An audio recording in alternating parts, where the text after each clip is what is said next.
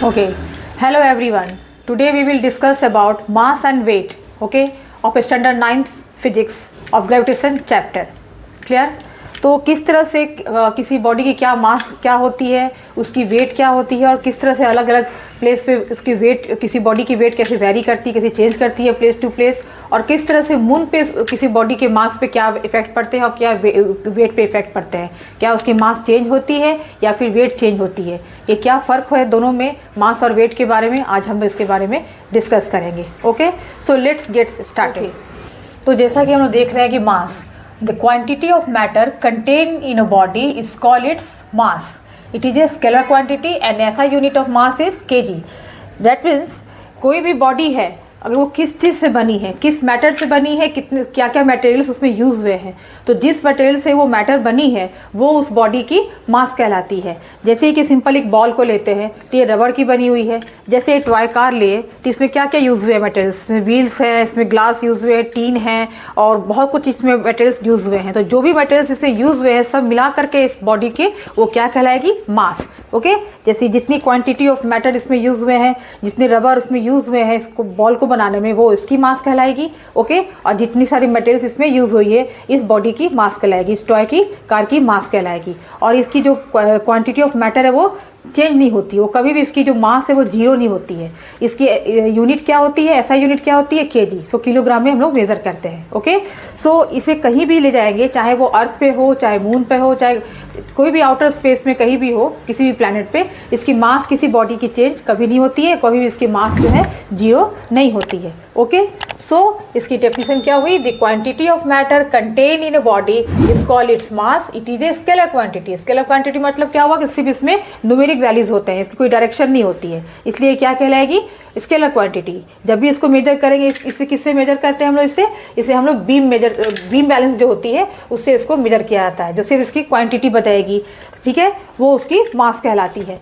सिर्फ इसकी यूनिट हुई मास इन केजी होती है. तो mass of an object is the measure of its inertia. The greater the mass the greater is the inertia. अगर कोई हैवी चीज़ है, अगर कोई भारी चीज़, जैसे मान लो ये टॉय कार थोड़ी हैवी है तो इसकी इनर्शिया क्या होगी, थोड़ी ज़्यादा होगी. ये बॉल हल्की है तो इसकी जो मास है इसकी कम है तो इसकी इनर्शिया क्या होगी, कम होगी. इनर्शिया मीन्स जैसे आपको मैंने पहले भी पढ़ाया था, इनर्शिया क्या होती है, किसी भी ऑब्जेक्ट की जो पोजीशन है वो जिस पोजीशन में वो तब तक रहेगी जब तक आप एक्सटर्नल फोर्स अप्लाई करके उसके पोजीशन से उसको डिस्प्लेस ना कर दे, उसको मूव ना कर दे. ओके, तो वो उसकी इनर्शिया कहलाती है. तो इसकी लार्जर इनर्शिया क्यों है, क्योंकि इसकी मास ज़्यादा है. इसकी स्मॉलर इनर्शिया क्यों है, क्योंकि इसकी मास कम है. इसमें क्वांटिटी ऑफ मैटर, इसमें जो मटेरियल जो भी यूज़ हुए हैं उसमें कम है, इसलिए हल्की है. और ये क्या है, थोड़ी उससे ज़्यादा क्वांटिटी इसमें यूज़ हुई है इस बॉडी में, इसमें मटेरियल ज़्यादा यूज़ हुए हैं तो इसकी जो कंटेंट्स जो है इसमें ज़्यादा है तो इसकी मास ज़्यादा कहलाएगी. ठीक है, तो इस तरह से इसकी इनर्शिया भी ज़्यादा होगी, इसकी इनर्शिया कम होगी. सो इसलिए इसको क्या बोलते हैं कि the mass of an object is the measure of its inertia. जो जितनी हल्की होगी वो कम इनर्शिया की होगी, जितनी जो भारी होगी वो थोड़ी सी ज़्यादा उसकी इनर्शिया होगी, ज़्यादा मास कहलाएगी उसकी. The greater the mass the greater is the inertia. Mass of a body never be zero. कभी जीरो तो हो नहीं सकती है, कोई ना कोई चीज़ से तो बनी होगी. चाहे कपड़े को ही ले लो, चाहे एक स्वेटर ले लो, वो ऊन की बनी होती है तो उसकी मटेरियल क्या होगी, ऊन होगी. उसकी क्वांटिटी ऑफ मैटर क्या होगी, ऊन होगी. तो जितनी होगी वो उसकी उतनी ग्राम उसकी मास कहलाएगी. क्लियर? तो इस तरह से हुआ. So the mass of a body is measured by a beam balance. हो गया. तो इस तरह से हम लोग मास के बारे में जान गए. अब नेक्स्ट हम लोग वेट के बारे में जाने. ओके, सो वेट क्या होती है. Weight, the weight of a body is the force of gravity acting on the body. किसी भी ऑब्जेक्ट की, जैसे ये बॉडी, जैसे ये टॉय कार हमने लिया है, इसकी एक अपनी वेट है. तो ये वेट क्या है, जितना इस पर जो फोर्स ऑफ अट्रैक्शन जो अर्थ से इस पर लग रही है, जिस फोर्स से वो उसको अपनी ओर अट्रैक्ट कर रही है, अपनी ओर खींच रही है, उस वेट को इस बॉडी की क्या कहलाएगी, वेट कहलाएगी. ओके, वो जो फोर्स जितनी लग रही है अर्थ से इसके ऊपर, force of attraction due to earth, इस पे जो एक्ट कर रही है वो फोर्स क्या होती है, इसकी वेट कहलाएगी. क्योंकि डब्ल्यू वेट जो होती है, वेट की इक्वल टू क्या होती है, ऐसे तो फोर्स इक्वल टू क्या होती है, ma मास इनटू एक्सेलेरेशन होती है. बट क्योंकि इसकी जो फोर्स ऑफ ग्रेविटी क्या होती है, अर्थ से लग रही है, तो इसकी जो डायरेक्शन क्या होगी, डाउनवर्ड डायरेक्शन होगी. तो ये जो ऑब्जेक्ट है, ये जो बॉडी है, तो कोई भी फोर्स ऑफ अट्रैक्शन जो है उस बॉडी की मास और उसके जो एक्सेलेरेशन ड्यू टू ग्रेविटी यानी जी, उस पर डिपेंड करती है. क्योंकि अब जैसे मैंने पहले भी बताया है कि जी जो है एक्सेलरेशन ड्यू टू ग्रेविटी, अर्थ पे अलग अलग लोकेशन पे अलग अलग उसकी वैल्यू होती है, उसकी वो वैरी करती है। जैसे पोल पे जो होती है उसकी एक्सेलरेशन ड्यू टू ग्रेविटी जो जी है वो ज़्यादा होती है और इक्वेटर पर कम होती है, इसलिए प्लेस टू प्लेस ये इसकी जो जी की जो वैल्यू है वो वैरी करती है। उसी तरह से इसकी जो वेट भी है अर्थ पे अलग अलग जगह पे अलग अलग इसकी वेट शो करेगी। ओके, तो जैसे मैंने कहा कि फोर्स इक्वल टू होता है from Newton second law, force equal to ma mass into acceleration. But क्योंकि इसमें जो ऑब्जेक्ट है ये जो धरती है इसके डाउनवर्ड डायरेक्शन में इसके वेट लग रही है, फोर्स ऑफ अट्रैक्शन क्या अर्थ से इस बॉडी पे लग रही है, तो इसकी डायरेक्शन क्या होगी, डाउनवर्ड डायरेक्शन होगी। ओके, तो जो इसकी जो ग्रेविटी फील्ड से जो इस पर फोर्स लग रही है उसको अंदर नीचे की ओर खींच रही है, तो उसकी डायरेक्शन डाउनवर्ड होती है। ये जी इसकी एक्सेलरेशन क्या होती है, जी होती है। ओके, तो इसलिए इसकी क्या कहलाएगी, फोर्स इक्वल टू यहाँ पे mg। ओके, बट ये फोर्स क्या है, फोर्स क्या है, वो वेट है, उस बॉडी की वेट कहलाती है। जिस फोर्स ऑफ अट्रैक्शन से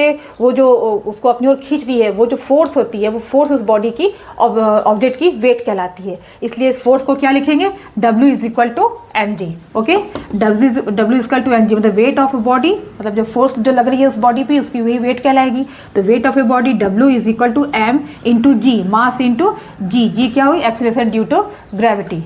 clear?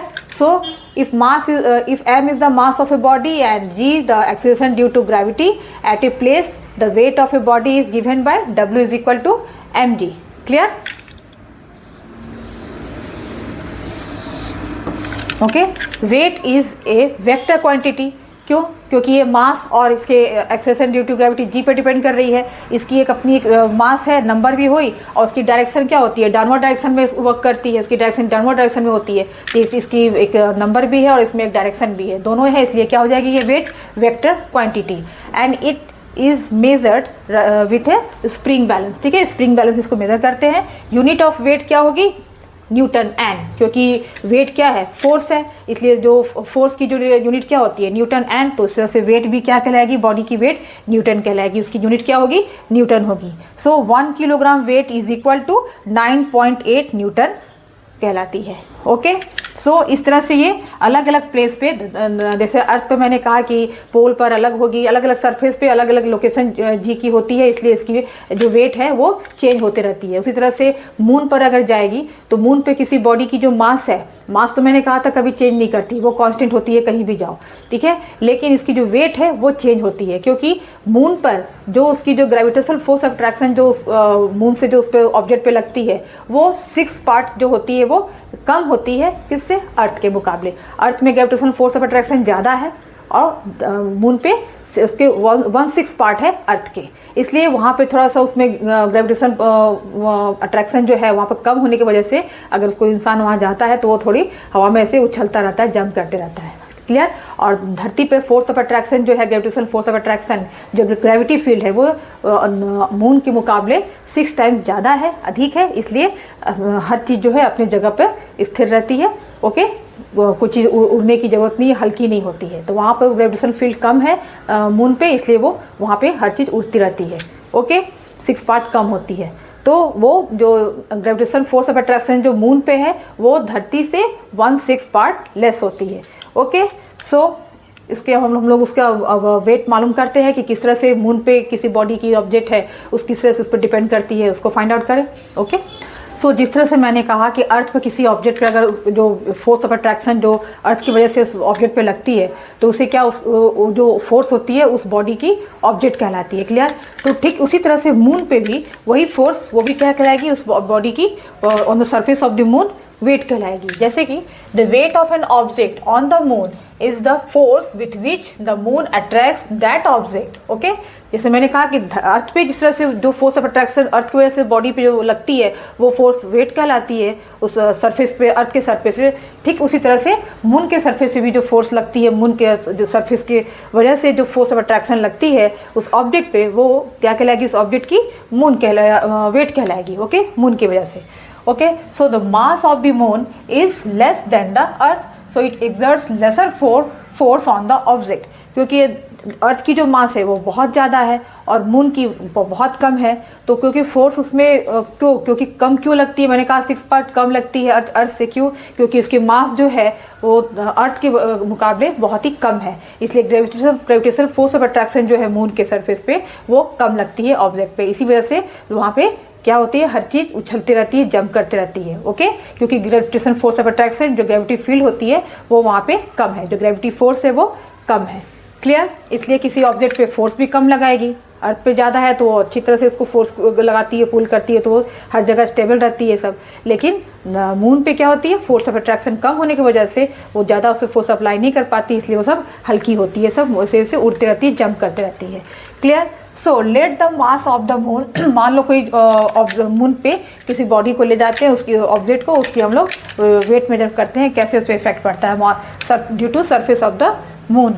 Late the mass of the moon mm, okay, और रेडियस मान लेते हैं radius of the moon is rm है, ठीक है, उस मून की रेडियस क्या है, rm है।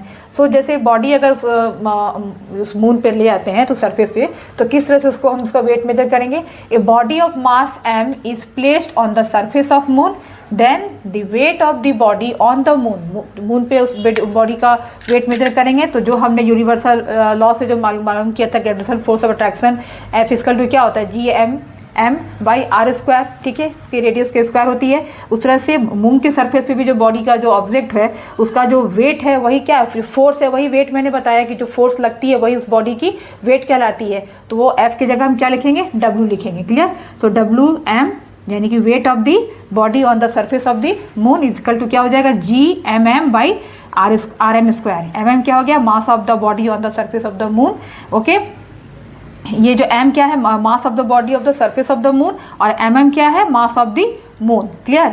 Upon radius of the moon का स्क्वायर हो जाएगा। क्लियर? ये यहाँ पे क्लियर है। WM इज इक्वल टू, ये जो है मास निकाल रहे हैं किसका, किस बॉडी का, जो हम सरफेस जो है मून की उस पर मेजर कर रहे हैं, उसका हम वेट मेजर कर रहे हैं, तो उसका हम क्या लिखेंगे, WM। ओके, मून के सरफेस पे जो हम वेट मेजर कर रहे हैं बॉडी का, उसको निकाल रहे हैं। WM इक्वल टू G/m क्या हो गई, ये हो गई मास ऑफ द मून, और ये m क्या है, जो बॉडी जो है वो अर्थ के ये मून के सरफेस पे जो हम मेजर कर रहे हैं उस पे, ठीक है, मून के सरफेस पे जो बॉडी को जो वेट मेजर कर रहे हैं उसकी मास है उस बॉडी की। जैसे मान लो ये कार मैंने लिया है, उस मान लो जो मून है उसके सरफेस पे इसका वेट हम मेजर कर रहे हैं, तो इसकी मास क्या है, m है। क्लियर? अपॉन rm², ये क्या हुई, radius of the moon. Clear? तो यहाँ अभी मून के सरफेस पे किसी ऑब्जेक्ट का वेट मेजर कर रहे हैं। अभी किस तरह से फिर अर्थ पे होगी उसका भी इक्वेशन निकाले। सो अब हम क्या निकालने थे, वेट निकालते। इक्वेशन 1 तो हमने निकाल दिया कि जो वेट क्या थी, वो wait of the body on the surface of moon क्या था, WM is equal to G/m/r_m², वो हमने इक्वेशन 1 निकाला था। अब इक्वेशन 2 क्या है, wait of the same body on the earth surface, जो हमने मून के सरफेस पे जो जिस बॉडी की वेट जो मेजर किया था, अब हम surface of the on the surface of the earth करेंगे, तो क्या हो जाएगी, W is equal to G/m/r², equation 2। Okay, अब हम क्या करेंगे, डिवाइड करेंगे equation 1 and 2। We get equation 1 में इक्वेशन 2 से डिवाइड करेंगे, ठीक है, तो क्या आएगा, WM/WE², ठीक है, equal to MM/ME into RE/RM का होल स्क्वायर। ये हो गया mass of the moon upon mass of the earth into radius of the earth upon radius of the moon का स्क्वायर। ठीक है, अब इसका वैल्यू पुट करेंगे, तो सो मास ऑफ द मून क्या है, 7.4 into 10⁻22 kg, and mass of the earth 6 into 10⁻24 into radius of the अर्थ क्या है, 6400 upon radius of the moon 1740, इसका स्क्वायर करेंगे। ठीक है, इसके न्यूमेरिकल वैल्यू निकाले। अब इसको सॉल्व करेंगे, सॉल्व करने पे क्या आता है, WM/WE is equal to 0.165, okay, which is approximate to 1/6 I. Therefore WM is equal to WE/6, यानी क्या हुआ, weight of the object on the moon क्या हो गई, 1/6 is equal to 1/6 of its weight on the earth. ठीक है, जो भी जो ऑब्जेक्ट है उसकी जो वेट क्या कहलाएगी, अर्थ से 1/6 में उसकी 1/6 के इक्वल हो जाएगी, यानी कि 6 पार्ट कम हो जाते हैं अर्थ के सरफेस से मून के सरफेस पे किसी भी ऑब्जेक्ट के। क्लियर है, यानी 6 भाग ज़्यादा होता है, 6 गुना ज़्यादा होता है अर्थ पे उसके किसी बॉडी का ऑब्जेक्ट, और 6 गुना कम होता है अर्थ से 6 गुना कम किसी बॉडी का वेट होता है on the surface of the moon. Clear.